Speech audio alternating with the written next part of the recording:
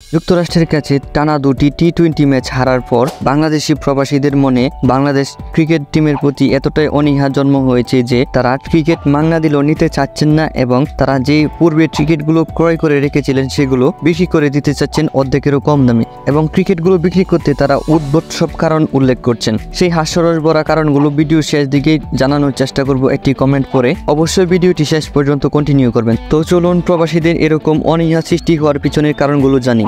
মার্কিন মল্লুকে বিশ্বকাপের জমজমাট আসর বসতে যাচ্ছে। নিজেদের স্টেডিয়ামে বসে সমর্থন দেওয়ার আশা উন্মাদনা কমতি ছিল না প্রবাসী বাংলাদেশিদেরও। তবে বিশ্বকাপের আগে যেন সেই উন্মাদনা উড়ে যেতে বসেছে। বিশ্বকাপের প্রায় অচেনা একটি দল যুক্তরাষ্ট্র, সেই যুক্তরাষ্ট্রের কাছে সিরিজ হেরেছে শান্তর দল। আশঙ্কা দানা বেঁধেছে এখন ওইটা সবার লজ্জাও।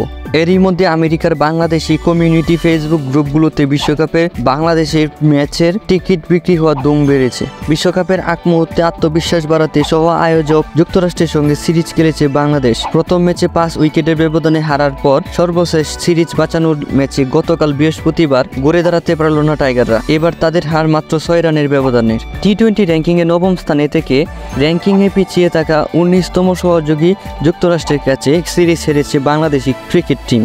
বিশ্বকাপের আগে যা প্রশ্নবিদ্ধ করেছে টিম টাইগার্সের সামর্থ্যকে।